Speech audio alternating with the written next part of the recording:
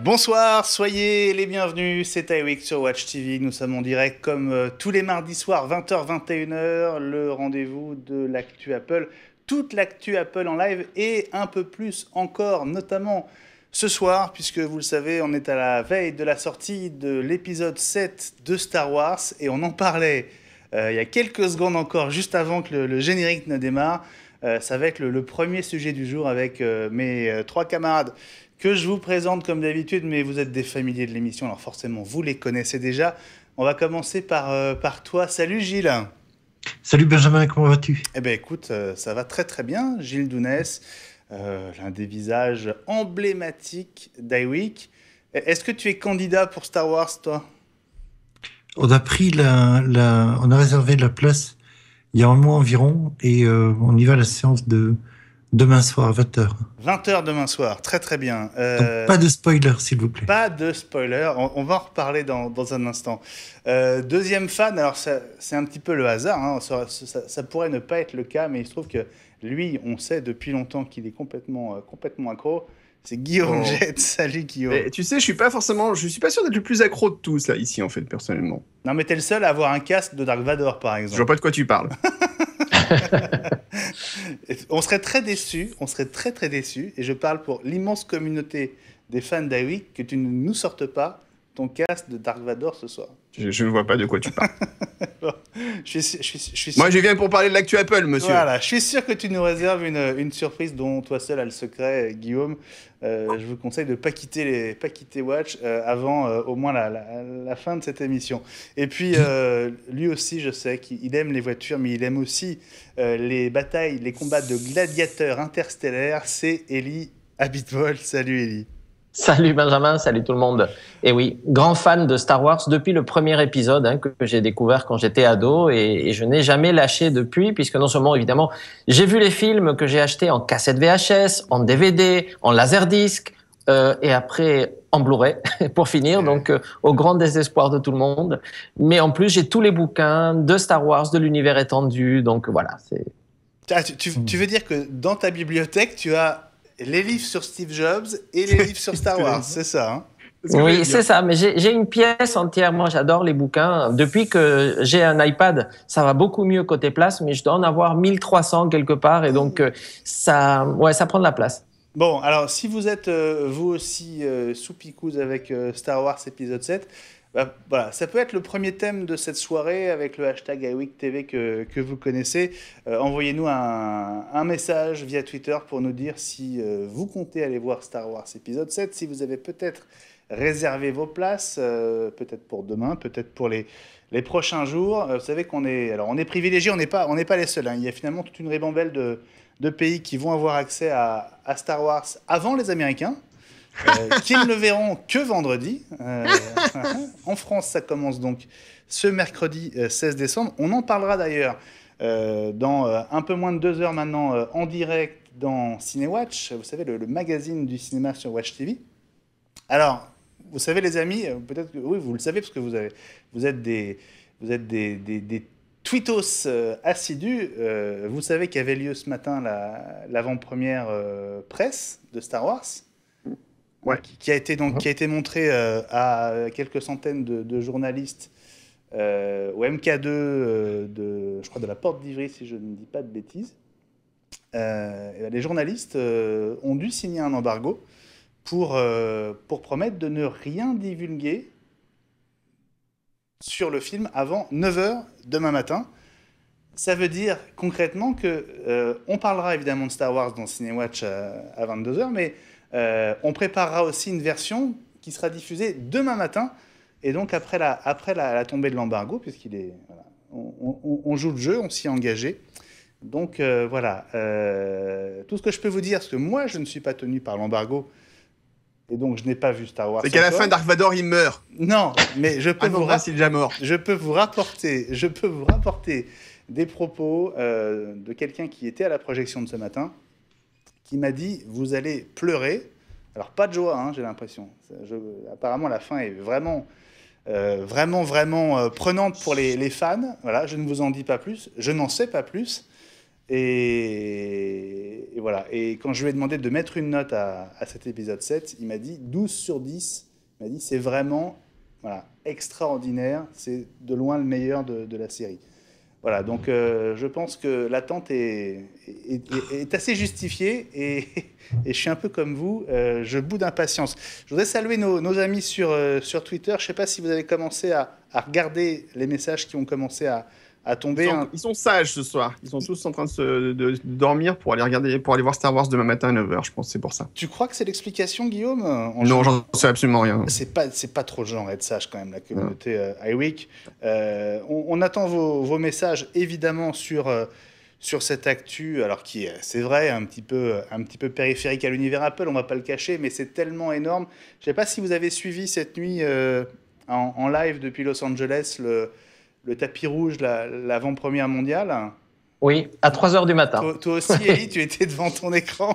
Oui. Raconte-nous ce que tu as vu. Qu'est-ce que tu veux qu'on t'en aime, hein. Raconte-nous pour ceux qui ont pas assisté. Écoute, c'était énorme. Donc, la production a mis une sorte de bâche qui s'étend sur 4 pâtés de maison. Et donc, on pouvait absolument pas voir ce qu'il y avait à l'intérieur. Donc, ils ont fermé la circulation sur tout le quartier devant le Chinese Theater et les 2 autres cinémas, et le Capitan et le TCL qui sont en face.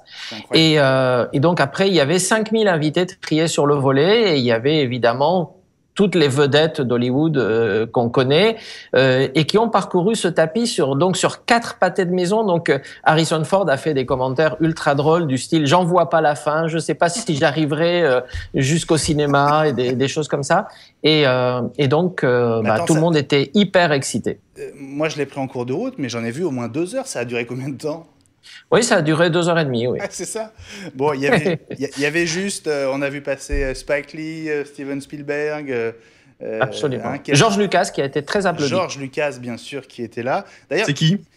Et c'était incroyable. Il se baladait dans la foule comme s'il cherchait son chemin. Je ne sais pas si tu as eu cette impression. Oui, il était un peu perdu. Comme s'il était totalement perdu dans la foule.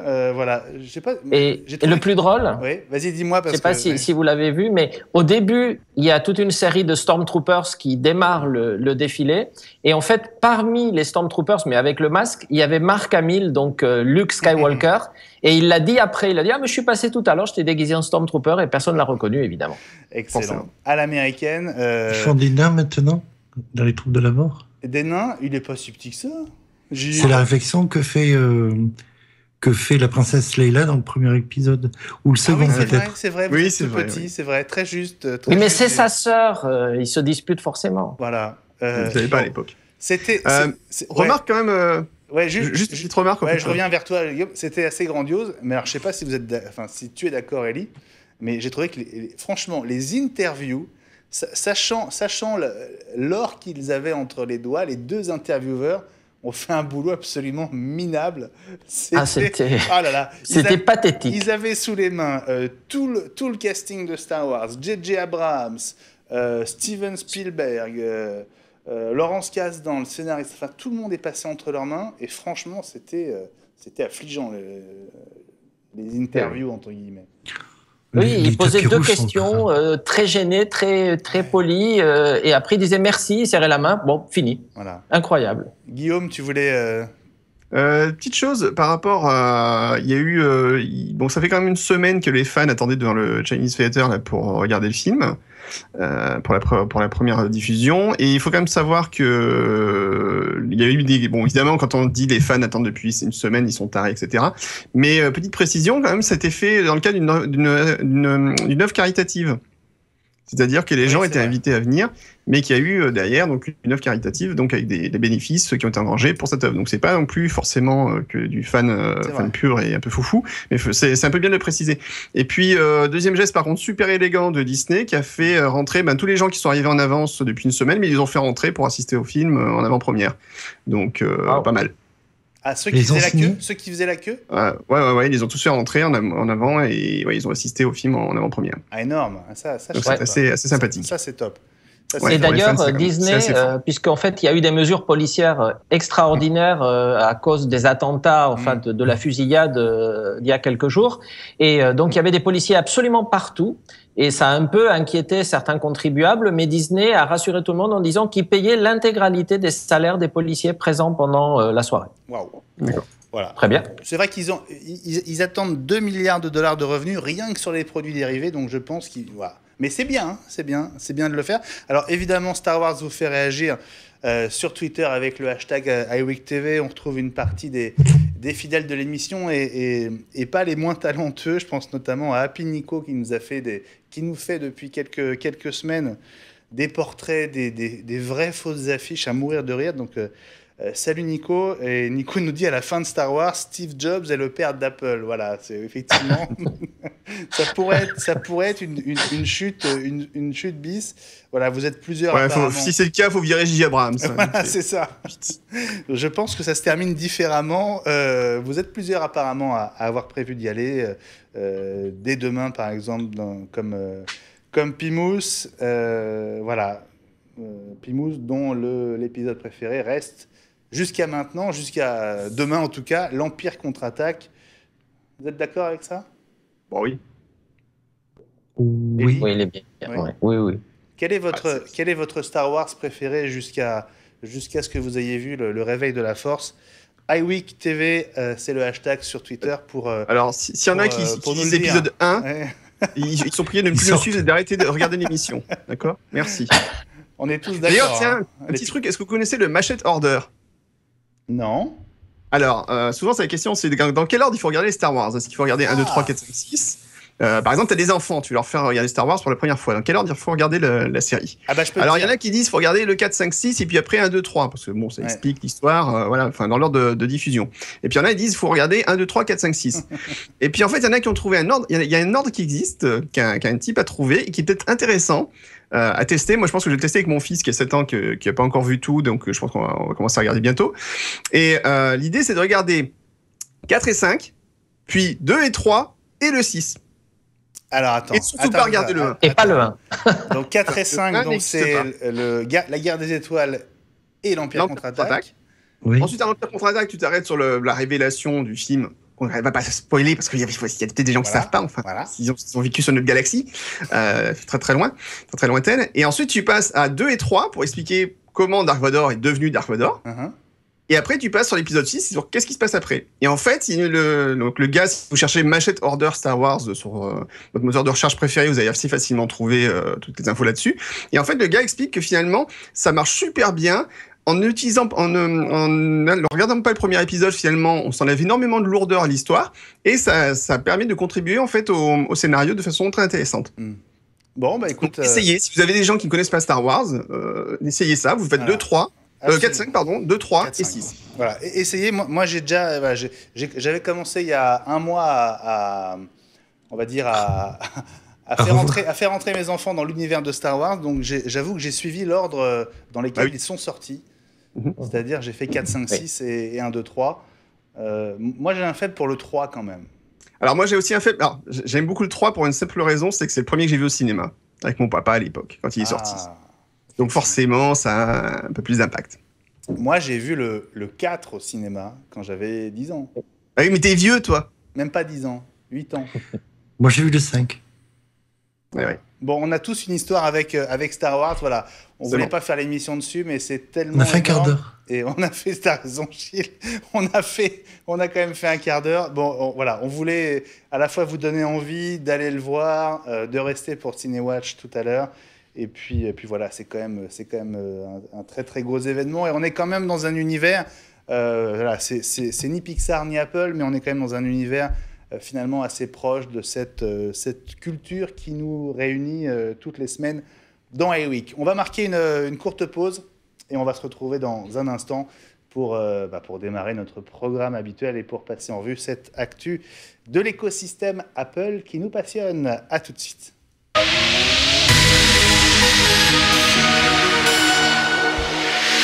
iWeek, toute l'actu Apple en live, on est en direct si vous nous regardez pour la première diffusion en ce mardi soir.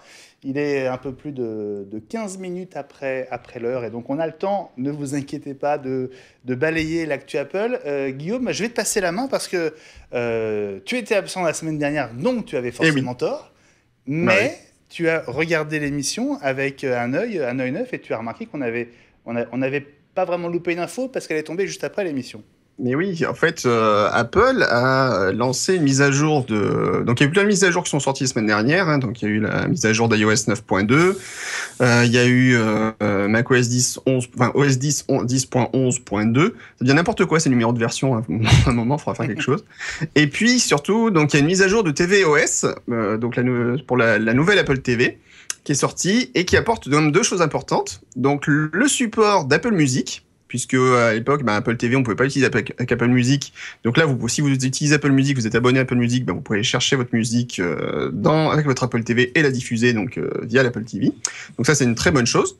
Et puis, il y a une autre très bonne chose, c'est que la nouvelle version apporte enfin la compatibilité avec l'Apple Remote, l'application Remote de l'iPhone et de l'iPad.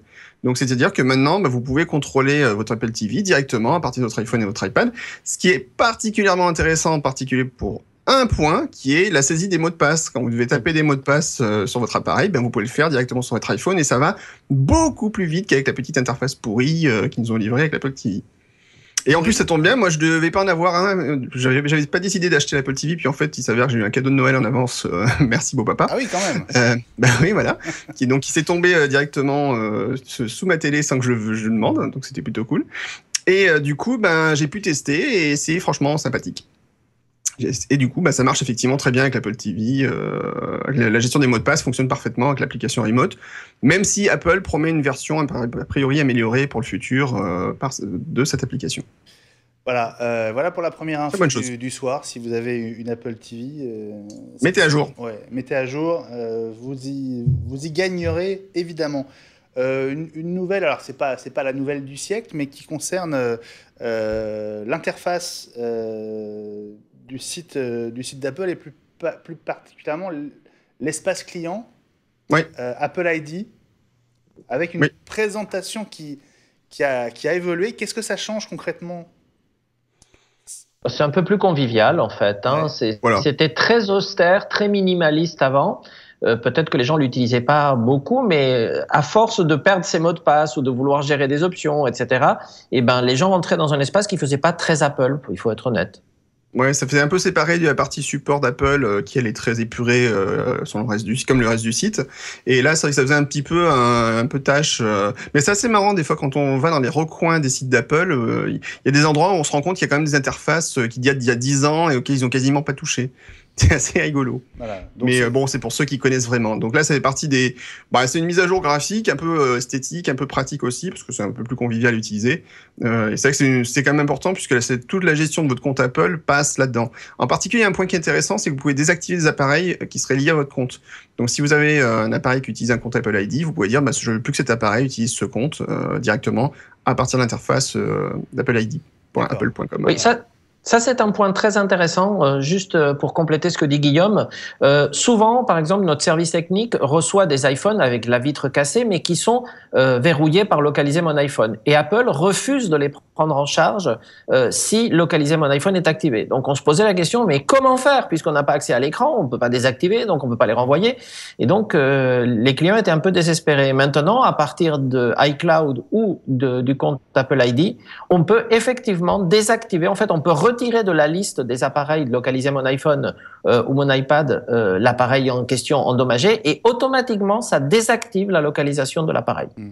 Ouais. Un petit truc d'ailleurs, si un jour vous achetez un appareil Apple d'occasion, quand vous allez sur la page iCloud.com, vous avez tout en bas de la page une partie où il est permis, vous pouvez regarder l'état de justement localiser mon iPhone pour savoir si c'est activé ou pas. Parce que le problème, c'est que si vous achetez un appareil d'occasion et que Localiser mon iPhone est actif avec un compte Apple ID, vous l'avez dans l'os. C'est-à-dire que votre appareil, vous pourrez rien en faire. Et Apple, ils vont vous dire, désolé, voilà. On peut rien faire. Dans ce cas-là, il faut faire quoi? Il faut vérifier que c'est bien actif. Voilà, en fait, donc si vous allez sur la page iCloud.com/activationlock, donc vous avez un lien sur iCloud.com tout en bas, vous pouvez saisir le numéro IMEI ou le numéro de série de l'appareil, vous avez un code et puis vous demandez à vérifier, vous dites est-ce que le verrouillage d'activation est actif sur cet appareil ou pas. Donc si on vous propose de vous vendre un appareil, un iPhone ou autre, vous demandez le numéro de série, vérifiez que le numéro de série soit pas enregistré là-dedans, parce que si vous dit c'est actif, vous l'avez dans l'os quand on va vous le filer. En fait, idéalement, si vous achetez un matériel d'occasion, faites-le en direct. Vérifiez en direct que la fonction de verrouillage, quand vous lancez l'appareil, normalement l'appareil doit être initialisé, vous l'activez, vous regardez un petit peu, vous allez sur les 2-3 premiers écrans, et à un moment, on vous dit cet appareil est verrouillé, mettez votre mot de passe Apple ID. Si c'est le cas, vous dites non, je ne prends pas. Et concrètement, personne ne le fait jamais au moment d'acheter un... Ah, moi, je le fais systématiquement. Ah, toi, tu es exceptionnel, mais non, mais justement, on est là pour rendre les gens exceptionnels. Je suis d'accord, mais c'est vrai qu'on n'y pense pas spontanément, on va dire. Non, mais c'est très basique parce que Apple n'a vraiment aucun moyen de le désactiver. Ils ont même eu aux États-Unis une injonction d'un juge pour désactiver le verrouillage de l'iPhone, et Apple a répondu mais monsieur le juge, on est désolé, on ne sait pas faire, on ne peut pas faire. Il n'y a pas de backdoor, c'est impossible. Alors juste parce que c'est pas complètement clair pour moi, vous parlez de la localisation ou du verrouillage de l'iPhone? Alors en fait, c'est lié si tu veux, parce qu'en fait, quand tu actives localiser mon iPhone, en fait, il va automatiquement lier ton appareil à ton compte Apple ID. Enfin, ton compte iCloud, dans ce cas précis. Donc, si jamais ton compte iCloud verrouille l'appareil, si jamais, par exemple, tu fais réinitialiser l'appareil, d'abord, il va te dire, pour initialiser l'appareil, vous devez supprimer la protection. Et si jamais ton appareil a été, pour une raison X ou Y, réinitialisé, au redémarrage, tu auras forcément l'alerte qui va apparaître pour dire votre appareil est verrouillé, quoi. Et il n'y a rien à faire dans ce cas-là? Il n'y a rien à faire, non, c'est vraiment un système de protection qui est très solide. Il faut savoir qu'Apple avait mis ça en place à l'époque pour limiter justement les problèmes en cas de vol d'appareil. Et ils avaient eu quand même, je crois, une réduction, je crois que c'est la mairie de New York qui avait déclaré qu'ils avaient quand même une baisse de genre 70% des vols d'appareils iOS dans l'année qui a suivi l'activation de ce système. Voilà. Donc, il y avait un vrai problème de sécurité de la part des utilisateurs d'iPhone parce qu'ils étaient préférentiellement ciblés par les voleurs à la tire et c'était devenu dangereux. Absolument. D'ailleurs, le petit conseil là qu'on est en train de donner est bien perçu. Kael, qui est un habitué de l'émission, vous remercie de rappeler ces quelques astuces à l'approche des fêtes. C'est vrai, c'est peut-être des occasions pendant lesquelles on sort un peu plus et potentiellement... on peut être mêlé à de l'échange d'iPhone volontaire ou involontaire, donc c'est bien de faire attention. Je profite aussi de ce petit détour par Twitter pour cette précision que Kael a apportée il y a quelques instants, justement je pense à propos de l'Apple TV. Il dit attention, Apple Music était déjà intégré, Siri n'était juste pas utilisable dans ce cas. Ah pardon. Voilà. Petite précision apportée. Mon cher Guillaume, on va passer à un domaine que tu affectionnes tout particulièrement, c'est les rumeurs autour d'Apple. Dommage, il y avait une super info avant sur Apple Care, dommage. Ah, vas-y alors. Mais non, parce qu'en fait, Apple, il y aurait apparemment un deuxième centre Apple Care qui serait ouvert bientôt en France, près de Nice, à Sophia Antipolis. Oh. Donc, il y a un centre de support technique. Et il faut quand même savoir que le premier a ouvert il y a 3 ans. Alors, attends, et il n'a pas été ouvert n'importe où. D'où vient l'info? MacG, et apparemment, donc c'est Florian qui est normalement assez compétent là-dessus. Et il faut savoir quand même que le premier centre est ouvert donc il y a 3 ans en Ardèche à Guire-en-Grange, près de Valence. Et il faut savoir que Valence, c'est là où je suis né, Guire-en-Grange, c'est là où j'ai vécu de nombreuses années. Donc c'est une information qui est très importante. Est-ce qu'il y a un lien de cause à effet, tu crois? Totalement. Ah oui. Alors, forcément, c'était un hommage. Ouais. En fait, c'est une filiale de Xerox qui gère ça. Moi, à l'époque, j'ai bossé il y a très longtemps pour le support technique d'Apple. Ça date maintenant quand j'y repense.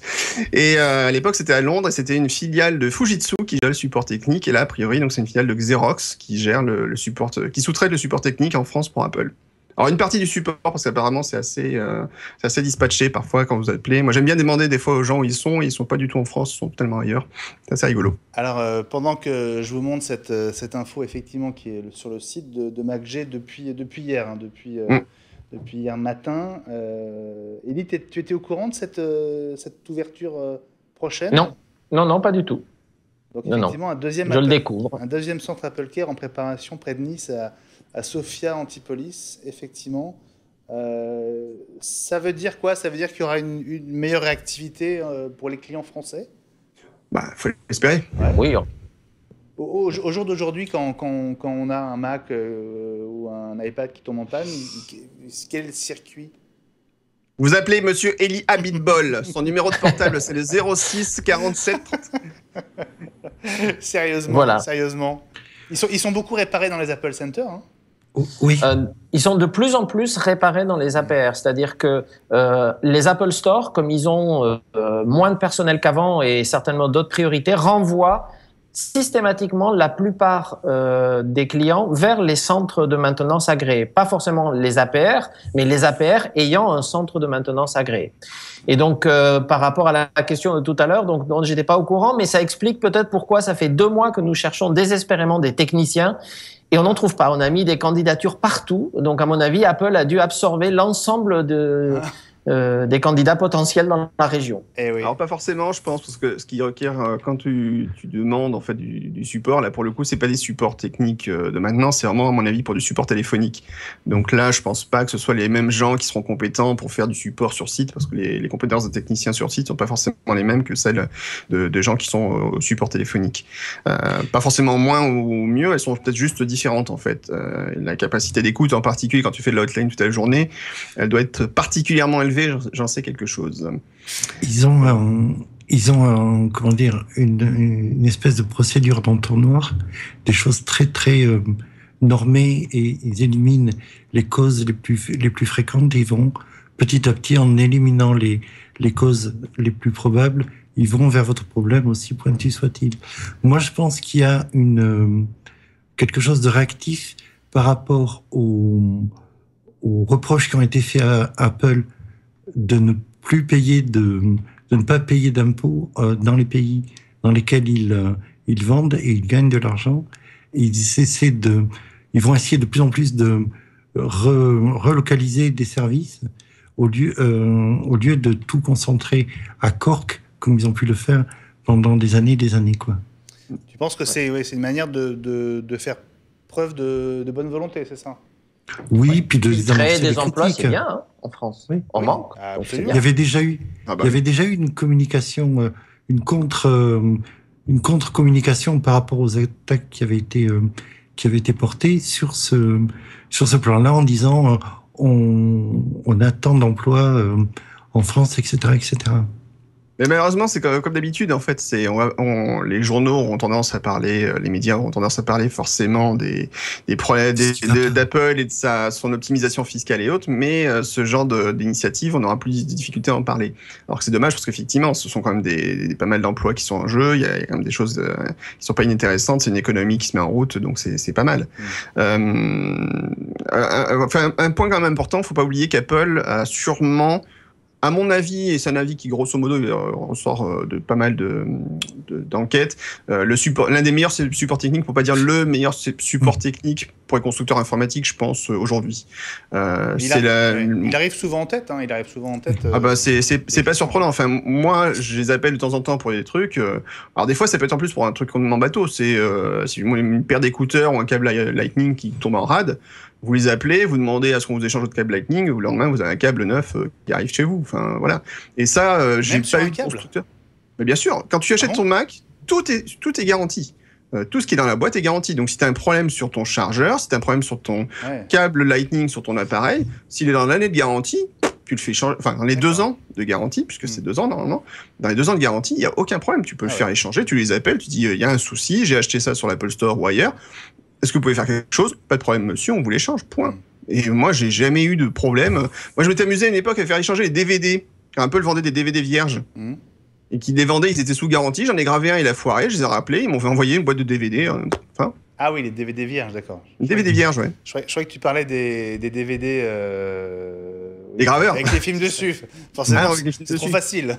Non. Tu les regardes, tu les fais changer, mais forcément... Non, mais un DVD à graver, à l'époque, ça coûtait quand même, en 2000, près de 20 €. Le DVD coûtait très cher à l'unité. Ouais. Et j'avais fait échanger par Apple, aucun problème. Une semaine, c'était torché, quoi. Donc là-dessus, dans l'iMac que j'ai... Bon, tu as remarqué avec quelle dextérité tu as mis à l'écart, de manière très temporaire, le sujet de la rumeur que je voulais te proposer, Guillaume. Alors, on va parler de choses importantes aujourd'hui. La rumeur, en tout cas, vous le savez, parce qu'on vous en parle depuis la semaine dernière et un peu plus même, c'est celle d'un special event, d'une keynote qui aurait lieu au mois de mars. Alors, on parle de plus en plus d'un iPhone 6C. On parle aussi d'une nouvelle génération d'iPad Air, n'est-ce pas, Gilles?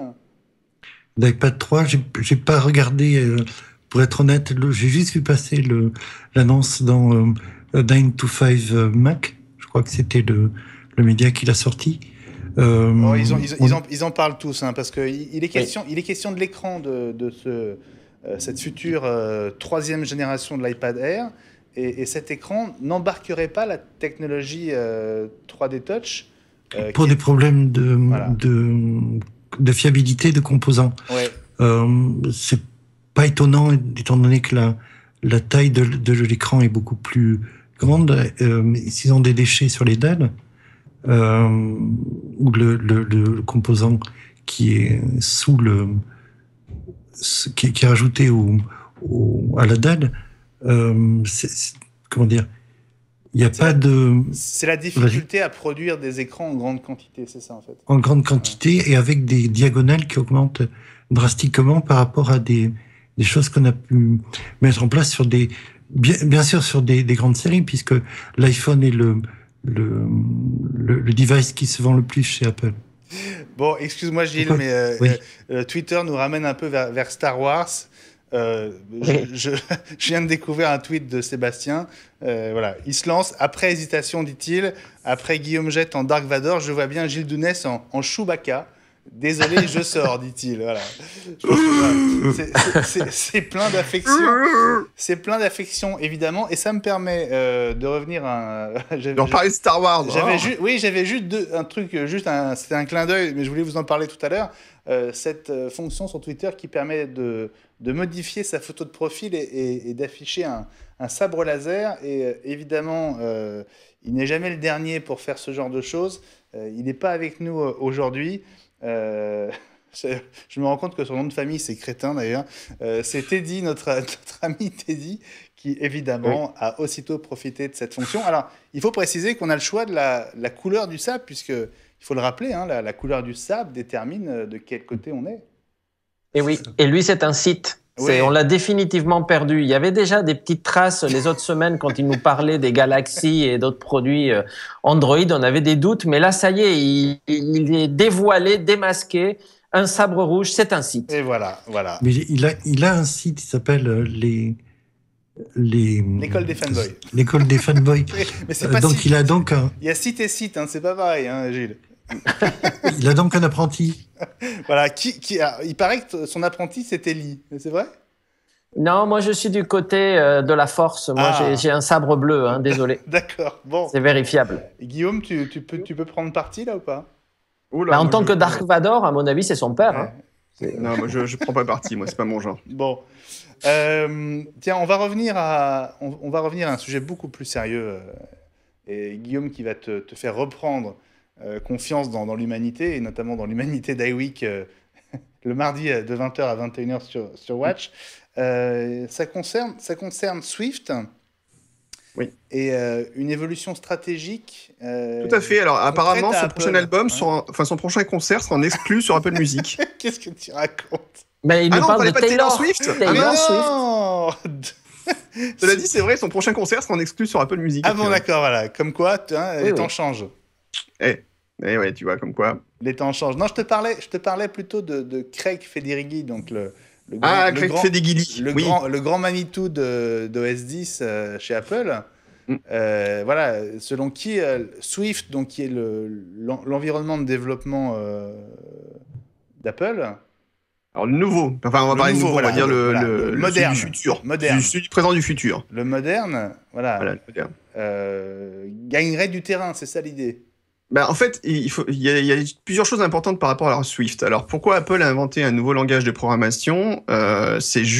Pourquoi il propose un nouveau langage de programmation? C'est parce que les langages évoluent avec les besoins informatiques, les processeurs évoluent, les façons de programmer évoluent. Donc, ils ont décidé, maintenant 2 ans, de lancer un nouveau langage, donc qui s'appelle Swift, qui remplacera progressivement l'Objective-C qui aujourd'hui est utilisé sur les applications OS X et de plus en plus. Et donc, ils ont lancé Swift. Et lors de la dernière conférence développeurs, en mai-juin dernier, je sais plus, ils ont annoncé surtout que Swift allait devenir open source. C'est-à-dire que tout le code de Swift, en fait, que Apple a conçu, allait être libéré, délivré, non, c'est pas ça, pardon, et donc allait être mis à disposition. Très bon, on a apprécié. Allait être mis à disposition de la communauté développeurs qui pourront en faire ce qu'ils veulent. C'est-à-dire qu'après, on pourra avoir des implémentations de Swift par d'autres constructeurs, par d'autres développeurs. Donc, il y aura une liberté totale. Et donc, c'est ce qu'ils ont fait. Ils ont dit que ça sera en open source la semaine prochaine, à la fin de l'année. Et donc, la semaine dernière, ils ont enfin lancé donc le Swift en open source. Et ils n'ont pas fait les choses à moitié. C'est-à-dire que autant il y a eu à une époque, il faut savoir quand même qu'il y a des morceaux entiers d'OS X qui sont déjà en open source. Le cœur d'OS X, qui s'appelle Darwin, est en open source. Mais on sent qu'Apple a un peu de mal à vraiment le pousser. C'est-à-dire qu'en fait, open source, ça veut dire qu'un peu tout le monde peut contribuer à la Tu peux par exemple télécharger sur le site de Darwin, donc qui étaient les sources du code d'OS X, tu peux les télécharger. Tu peux installer Darwin OS, qui est un système complet, mais sur lequel tu pourras pas faire fonctionner les applications d'OS X, parce qu'OS X, tu as le cœur Darwin, et au-dessus, tu as plein de choses. Tu as plein de couches graphiques, vidéo, mais audio, d'animation, les interfaces, le Finder, tout ça, et les couches de programmation d'OS X, donc en particulier tout ce qui est Objective-C. Donc, tout ça pour dire que donc Apple a lancé Swift donc en open source la semaine dernière, et apparemment, ce qu'ils ont fait est très, très, très, très encourageant. C'est-à-dire que là, pour le coup, ils ont vraiment fait quelque chose de vraiment totalement open source. Il n'y a rien qui reste chez Apple. Et les développeurs peuvent déjà commencer à améliorer le code, à proposer des nouveautés qui seront intégrées dans les prochaines versions futures de Swift. Alors, c'est intéressant parce que c'est pas du tout dans la culture Apple au départ. Même s'il y a des morceaux d'OS X qui sont open source, Safari aussi repose sur un moteur open source, WebKit. Je sais pas si vous le savez, par exemple, mes Google Chrome reposent sur le même moteur à la base que Safari, sur la partie WebKit. Mais après, chacun fait ce qu'il veut, ils font chacun leurs morceaux et ils ont leur propre version. Mais le cœur, en tout cas, était commun. Et ce qui est intéressant, donc, c'est qu'Apple, là, pour le coup, va vraiment vers du totalement open source. C'est-à-dire que la licence, c'est une licence qui est associée au code, c'est une licence Apache. Et demain, si vous décidez de prendre le code et d'en faire ce que vous voulez, vous pouvez le faire et il n'y aura pas du tout Apple n'a rien à dire. Et ils le disent, on n'a rien à dire. Par contre, ils poussent tout de suite la communauté. Il y a beaucoup plus de communication de la part des développeurs pour pousser Swift. Donc Apple a vraiment des projets très très importants dans le futur pour ce langage. Et dernier point, donc pourquoi Craig Federighi en a parlé récemment, et pourquoi il parlait justement d'iCloud et tout ça, parce qu'en fait c'est pour dire que là il bosse à faire en sorte que tout le futur d'Apple repose sur Swift. Donc c'est pas juste une idée comme ça en l'air, c'est vraiment quand ils disent l'intégration vient dans iCloud et OS X, c'est que pour eux c'est vraiment le futur, on y va à fond 100%. Ouais, intégration profonde. Voilà. Et donc, Craig Federighi, la semaine dernière, était un peu en mode public relations à fond, puisqu'il a fait beaucoup d'interviews et autres. En particulier, il a fait toute une interview avec le fameux John Gruber, donc qui est très connu dans le monde Mac, et pour parler justement de Swift, de tout ça, et ça annonce de très bonnes choses. Ça vous inspire cette évolution ?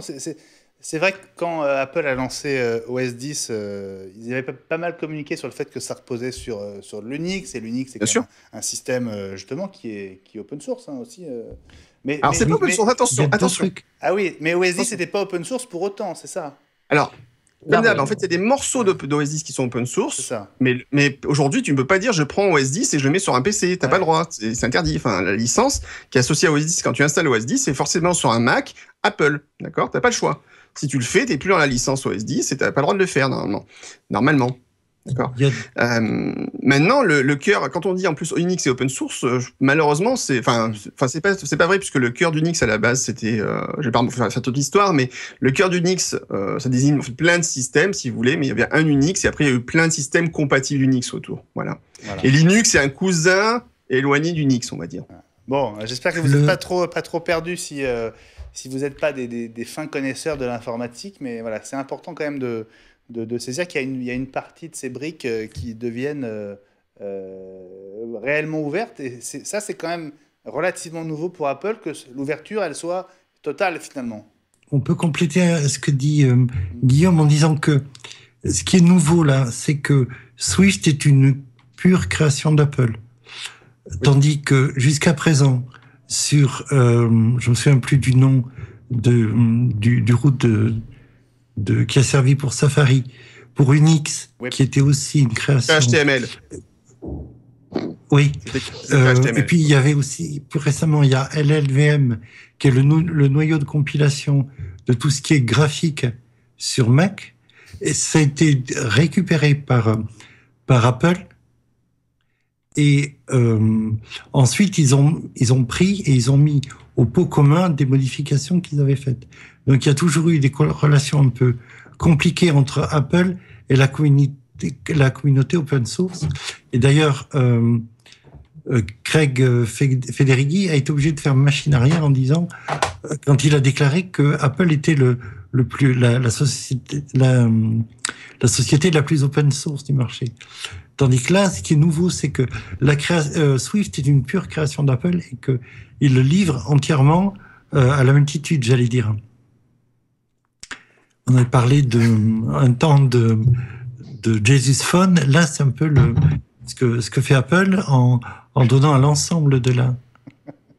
Je t'écoute. Viens avec moi. Je t'écoute, Gilles, mais je savais que ça allait arriver. Oui, tu es là, Dark? Dark, tu es avec nous? Viens avec moi, Benjamin. Je terminerai ta formation. Alors... Attends, j'ai mon sabre laser, moi aussi. Attends, là, on est en direct, hein. On a quand même Dark Vador en direct, qui est doublé par Gilles Dunès. Oui. C'est ce qui était dans le film. L'acteur et la voix étaient tenus par deux acteurs différents. Oui, alors, Dark, est-ce que tu peux nous dire un mot? J'ai l'impression que tu as coupé... Alors, soit tu as coupé ton micro. Hop, est-ce qu'on m'entend là? Oui. Je crois que Dark, tu as coupé ton... Un peu compliqué tout ça. Salut. Ça va les copinous? Ça va bien. Bon, on vous a... Attends, je vais me battre avec lui. Moi, j'ai un Mikado. Allez, vas-y. Allez, combat, allez-y, là. Combat à distance, allez, 1000 km de distance. Bon, et ça va très très mal, les amis. Il est temps de vous montrer le réveil de la force. Juste pour vous montrer en un mot le site dont tu parlais, le site de John Gruber, Guillaume, c'est Daring Fireball. Vous pouvez acheter ces t-shirts, ils sont super. Ils sont super, ces t-shirts, et vous retrouvez évidemment cet échange avec Craig Federighi. Bon, on va continuer cette iWeek, avant-dernière iWeek de l'année, avec une... Et oui, c'est bientôt Noël, pensez-y, faites des cadeaux. Mes cadeaux. On vous les envoie directement, Monsieur Vador? Pas de problème, je vous donne mon adresse, c'est au 1 rue de l'Étoile Noire. Ah non, Mas, ça y est, c'est en construction. Non, on va attendre un petit peu. Qu'est-ce qui vous ferait plaisir pour Noël? Oh bah, je sais pas, voir mes enfants peut-être, ça fait longtemps que je les ai pas vus. Lesquels? Parce que... Ils sont pas très famille en fait, c'est ça le problème. Bon, tout va bien. Une petite étoile de la mort pour aller faire ses courses? Ouais.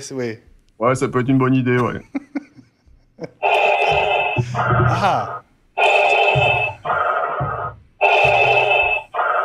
Bon. Si vous pensiez échapper davantage à Star Wars, c'est raté, Guillaume. Voilà. Je savais que tu nous le dégainerais avant la fin de l'émission. Je vois pas de qui vous parlez, c'est qui ce Guillaume là? Sûrement quelqu'un de très grand talent. La force doit être avec lui. Dark Vador est énorme. Ah non, Dark Vador est aphone. S'il vous plaît. C'est pas énorme, je suis talentueux, c'est tout. Voilà, c'est Céline sur Twitter qui vous envoyait ce compliment. Mais en fait, j'ai lu énorme, mais c'était iPhone que mettait Céline. Voilà, qu'elle nous dit que ça part en live. Bah oui, mais on est en live, alors On est en live, c'est normal. on va en profiter. Et oui, il a osé, dit Pimous. Et oui, il y a du niveau ce soir. C'est Céline qui nous dit ça. Et Teddy, voilà, je pense Teddy, qui n'a que son sabre Facebook pour se rattraper ce soir, est en train de tweeter « Je crois que je rate un grand moment car Guillaume Jette en Reine des Neiges. Je veux absolument voir ça. » Ah, c'est son prochain challenge. Prochaine fois, déguisé en Reine des Neiges. Voilà. Moi, à votre place... Vous savez, c'est ça. Maintenant, on est dans le même groupe. On est chez Disney, donc on va faire des crossovers. Moi, Seigneur Vador... Libéré, délivré... Je connais pas la chanson. Seigneur Vador, moi, me faire traiter de Reine des Neiges, je suis pas sûr que j'aimerais. J'aurais pas aimé, Oui, bah c'est pas grave, je vais le retrouver avec la force et puis on en discutera. Voilà. Bon, le temps que tu te changes, Guillaume, je vous propose de prêter attention à cette photo qui nous vient du nord de l'île de Taïwan. C'est là que Apple aurait ouvert, dans le plus grand secret, enfin en tout cas jusqu'à la publication de cette photo, un laboratoire pour travailler sur de nouvelles générations d'écrans. Et on salue le retour de Guillaume Jette. J'ai raté un truc? Non, rien du tout. Ah bon, d'accord. Tu verras le replay, tu n'as rien raté du tout. J'espère bien, parce que ça m'emmerde. J'étais parti aux toilettes 2 minutes, là, et puis j'espère. Voilà, donc deux nouvelles générations d'écrans chez Apple. Bon, quand on voit Samsung avec ses smartphones à écran incurvé, est-ce que vous pensez que Apple travaille dans cette direction ou il pourrait s'agir de recherches complètement différentes? Moi, j'avais posé une question. Ça sert à quoi les écrans incurvés? À rien. Rien. C'est pour les grands. Je pense que la réponse elle est en question. En fait. Justement, pour les grandes diagonales, ça peut se comprendre puisqu'on est rapidement en dehors du champ visuel. Mais justement, tout le monde pense à l'iPhone. Ça peut être une partie de la réponse. On peut se demander s'ils n'ont pas derrière la tête l'idée de venir avec l'Apple TV avec un complément, ou sur le marché des grandes dalles pour l'éducation et pour le marché professionnel. Alors on en parlait la semaine dernière, Gilles. On parlait de ces rumeurs de passage aux écrans OLED sur l'iPhone. C'est ça. Sans doute l'année prochaine. Est-ce que en 2018. Donc la génération d'après, l'iPhone 8 alors. L'iPhone 7 ne serait pas OLED du tout. D'accord. Donc alors parce que je reviens à l'article sur MacRumors qui cite donc Bloomberg. Bloomberg a pu confirmer qu'effectivement l'usine était gérée par Apple désormais. C'est un ancien site qui appartenait à Qualcomm. Il y aurait une 50aine d'employés et apparemment le reporter qui est allé sur place a vu le logo Apple à l'accueil. Il s'est fait tirer dessus direct. Voilà, donc a vu. C'est quoi, c'est un reporter? Donc voilà, donc le laboratoire secret n'est plus totalement secret, quoi. Bon, ceci dit, avec 50 employés, ils fabriquent pas grand-chose. Un projet commence à devenir quelque chose chez Apple quand il dépasse la centaine d'employés. Voilà. Sinon, c'est juste de la recherche. Voilà. Ils ont également, il y a une rumeur de recherche sur une puce, la partie graphique des puces embarquées. Et il y a également oui? Oui, non, je t'écoute. Il y a également un nouveau site à San José qui aurait été acheté par Apple, juste à côté de chez Samsung, pour fabriquer des puces, des toutes petites séries pour faire de la recherche. Ouais. C'est histoire de les narguer. C'est pas un des sujets d'après, ça? Ça peut être le cas, oui. Si, bon, alors, je vais essayer de m'y retrouver. Puisqu'on parle de Samsung, il y a des rumeurs autour de, voilà, on va dire, l'équivalent chez Samsung de l'iPhone. Donc, c'est le Galaxy, le Samsung Galaxy S. Et voilà, la prochaine génération serait dotée d'une technologie semblable au 3D Touch. Et sur le conducteur Eli, tu m'as fait beaucoup rire en mettant ils n'ont donc aucun scrupule chez Samsung, en gros. Oui, ben franchement, à force de tellement copier, ça devient gênant. Ils ont enlevé les cartes amovibles, ils ont mis maintenant le connecteur en bas avec une grille de haut-parleurs qui ressemble, à part le Edge, l'autre Galaxy ressemble à un iPhone comme 2 gouttes d'eau. Et là, maintenant, leur grande nouveauté, c'est que ça va être 3D Touch. Mais franchement, ils ont des chercheurs ou ils ont juste des copieurs? Moi, je comprends pas. Ça m'énerve. Il faudrait qu'il y ait Teddy pour les défendre, mais voilà. C'est vrai. Mais on l'a un peu comme chez les Républicains. Teddy, on a pris une décision aussi par rapport à lui la semaine dernière. Hein. On était d'accord. Oui. Au bout d'un moment, trop, c'était trop. Donc voilà. Teddy est le bienvenu. Il va revenir évidemment très vite dans les week. Il y a une autre info. Alors ça c'est une vieille histoire aussi. À l'époque, au moment où on parle de plus en plus de suppression des frais exorbitants de roaming en Europe, on revient à l'idée d'une carte SIM un peu universelle, hein, c'est ça ? Oui, la carte Apple qui était livrée dans les iPads cellulaires aux États-Unis et en Angleterre, mais on a appris dans cet article, et je suis allé vérifier sur le site Apple, et donc c'est vrai, qu'on peut acheter la carte SIM Apple en France. Alors elle est en vente, je ne sais pas à quel prix, il faut la commander sur l'Apple Store, et à partir du moment où on a cette carte, on peut utiliser justement des abonnements très courte durée, et ce sont des abonnements qu'on fait en ligne et il n'y a pas besoin de changer la carte SIM. Là, par exemple, il y a un abonnement qui est proposé aux États-Unis pour 99 cents, 1 heure avec 15 mégas de data LTE, ce qui est énorme. Et donc, il semblerait que ça va se multiplier et qu'il va y avoir une concurrence sur ça. Donc, c'est bien pratique d'avoir un iPhone ou un iPad avec une carte SIM qu'on peut recharger lorsqu'on est à l'étranger comme ça. T'as dit 15 mégas ou 15 gigas? Parce que 15 mégas, c'est rien. Hein. Oui, là, il marque 15 mégas, en fait. 15 mégas LTE data. Et 15 mégas, c'est en rien. 1 heure. 15 mégas, en 1 heure, hein. On fait rien avec 15 mégas. Il n'y a pas si longtemps que ça, Orange, c'était genre 1 ou 2 mégas par jour, pas par heure, à l'étranger en roaming. Hein, donc, c'est par heure. C'est par heure. Hein. Après, je suppose qu'il y a un supplément. À moins que, pourtant, c'est une copie d'écran. Ce que tu vois dans l'article, c'est une copie d'écran. Donc, à moins qu'il se soit trompé, je pense que c'est ça. Oui, c'est vrai. Effectivement, je vois 15 mégas. Alors, en fait, c'est un opérateur virtuel. C'est Always Online Wireless, effectivement, qui est disponible dans 45 pays, qui sera disponible dans 45 pays. Le roaming sera disponible dans 45 pays. Et effectivement, on parle d'un tarif de... Alors, c'est 99 cents par heure. C'est ça. C'est ça. Donc, on paye vraiment quand on a besoin, quoi. Ouais, en fait, 15 mégas, ça peut suffire à consulter quelque chose avec Around Me ou avec Google Maps lorsqu'on est quelque part et qu'on a besoin d'un renseignement. Ouais. Guillaume ? Non, je disais, oui, la tarification, c'est effectivement 15 mégas où tu peux payer par heure, par quantité de données ou par mégaoctet. Alors, je vois pas trop la différence. Cela dit, est-ce que c'est si cher que ça? Non, effectivement. Alors, 15 mégas. Moi, tu sais, je me souviens qu'il y a quelques années, j'étais en Suisse, j'ai dû dépanner mes clients avec ma carte 3G à distance. Et quand j'ai reçu la facture de 250 €, j'ai vu marqué 30, mais je comprenais pas en fait pourquoi, parce que je me disais, je n'ai pas utilisé 30 minutes. Non, c'était juste 30 mégas. Ça m'a coûté 230 € en fait, ou 250 € pour juste 30 mégas transférés. Ouf, effectivement. Donc, finalement, c'est pas si cher que ça. Oui, par rapport à ce que tu as payé, c'est pas si cher. Non, par contre, ce qui est intéressant, c'est de voir que on a toujours cette histoire effectivement de la SIM, l'Apple SIM, et que ça fait quelques années qu'Apple essaie de bosser sur une SIM virtuelle qui serait totalement intégrée dans l'appareil. Et tu n'aurais plus besoin de carte SIM en fait.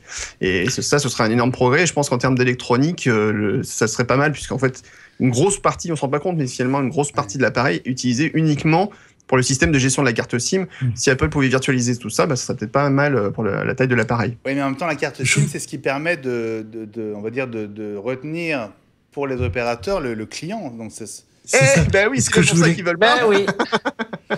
Le truc, c'est qu'en plus... Ça va à la Star Wars un peu, à mon avis. Mais en fait, en réalité, c'est même pas vrai, puisque la carte SIM, elle retient plus rien, puisqu'aujourd'hui, tu peux changer d'opérateur. Moi, je l'ai fait, les tarifs, en ce moment, il y avait pas mal de promos sur Noël, j'ai changé d'opérateur.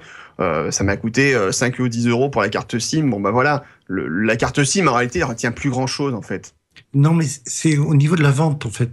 De plus en plus, Apple pousse la vente directe dans les Apple Store, à ne plus passer par le fameux middleman, c'est-à-dire le vendeur qui est dans la boutique et qui est le dernier maillon de la chaîne et qui est extrêmement sensible à ce que un concurrent comme au hasard Samsung peut proposer comme promotion et comme remise de dernière minute. Ils sont extrêmement doués pour faire ça et au dernier moment, un client qui va venir chercher un iPhone va se voir aiguillé de façon assez systématique vers un téléphone Samsung avec les remises qui sont là pour l'accrocher, quoi. Ouais. Je vois encore Happy Nico a encore frappé sur Twitter. Si vous y êtes, allez jeter un œil à sa pub détournée. On aurait dit une pub pour les iPads, vous savez, à la grande époque des casques blancs. Et en fait, je pense que c'est nous quatre, enfin nous trois en tout cas. Voilà, Toi, tu fais Yoda, c'est classe. Je fais Yoda, voilà, c'est très classe, voilà, c'est très sympa, Nico. Voilà, ça va sans doute venir agrémenter notre belle galerie d'images dont tu nous régales, c'est très très sympa. Céline nous dit qu'il va falloir mettre un petit sapin dans le studio pour Noël. Mais regardez, chère Céline, le sapin, youp, il est là. Eh oui. Voilà. Et on n'a pas attendu pour fêter Noël. Si vous êtes devant votre écran, ne ratez pas la prochaine div de Génération Numérique avec les deux mamans connectées, Nathalie Bloch-Sidbon et Cécile Dard. Elles vous ont fait 2 émissions ce mois-ci, tellement elles avaient d'idées de cadeaux à vous proposer pour Noël. Et donc, on va faire tourner les 2 émissions successivement. Et vous allez avoir 2 émissions d'iWeek exceptionnellement aussi ce mois-ci. Ah bah, dis-nous ça, tiens. Ah bah je sais pas, mince. C'est une proposition. Bon, tant pis, ça va marcher. Non, ce qui est sûr, c'est qu'on se dirige vers la fin de l'année. Et donc, comme d'habitude, comme l'année dernière et comme l'année d'avant, on va vous proposer non seulement une rétrospective de 2015, mais on va aussi consacrer la dernière émission ou la première émission de l'année 2016 à un peu de prospective et essayer d'imaginer ce que sera l'avenir d'Apple et l'actu de la marque et de l'écosystème pendant toute cette année. C'est mort, enterré. C'est mort, non. On rendait les actions. Il va se passer plein de choses. Je voudrais qu'on dise un mot quand même d'une info qui vous a beaucoup intéressé. Alors malheureusement, on n'a qu'une minute, mais ça concerne cette grosse fuite de données chez MacKeeper. Eh oui. MacKeeper, donc c'est cet horrible logiciel qui provoque tellement de pannes et tellement d'affluence dans nos services techniques qui s'installe lorsque vous êtes sur un site et il vous dit voulez-vous installer MacKeeper, vous l'installez, il vous met plein de saloperies dans le système, c'est vraiment une horreur. Et là, on a découvert qu'en plus, il pique une partie de vos données à travers les cookies et qu'il les avait mis dans une base de données non sécurisée. Ce qui fait qu'il y a 16 millions de personnes qui ont leurs données, qui peuvent être utilisées par n'importe qui parce qu'ils ont eu tort de cliquer sur « Installer MacKeeper ». Moi, MacKeeper, c'est mon logiciel préféré. C'est le côté obscur à l'état brut. Bon, Dark Vador, il va être temps de nous quitter. C'est avec regret, c'est un crève-cœur. Je suis super déçu. Que de te saluer. Dans 2 minutes, il sera à l'heure sur Watch. Le moment de retrouver Andromaque si vous nous regardez en ce mardi soir. Qu'est-ce que tu dois ronfler la nuit, Dark Vador? Parce que déjà, c'est une horreur. Déjà, le problème d'apnée du sommeil, vous n'avez pas idée. 2 jours que tu respires très très fort. Bon les amis, je vous salue, je vous souhaite de passer une très bonne semaine de très bons préparatifs de Noël. Salut Gilles. Salut, la semaine prochaine j'espère. Eh ben avec grand plaisir. Ellie, salut aussi. Que la force soit avec vous. Et avec toi aussi. Et puis Dark, qu'est-ce que je peux vous souhaiter pour demain, Dark? Plein de thunes, hein. Parce que moi je touche les droits aussi hein, sur ces histoires, faut pas croire. Bon. Y a pas que Lucas qui palpe, hein, moi aussi je palpe. 4 milliards. Bon, ouais, ça me va, je prends. 5 milliards va générer le nouveau Star Wars. 5 milliards. 5 milliards, voilà. Bon, moi je touche 10%, ça me va bien. Voilà, on pourra s'acheter plein de cadeaux pour Noël. Merci beaucoup les amis, c'est toujours un grand plaisir de passer cette heure avec vous.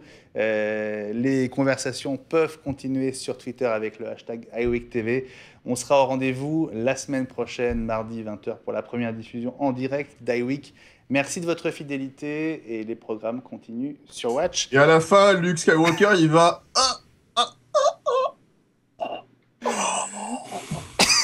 Salut à tous.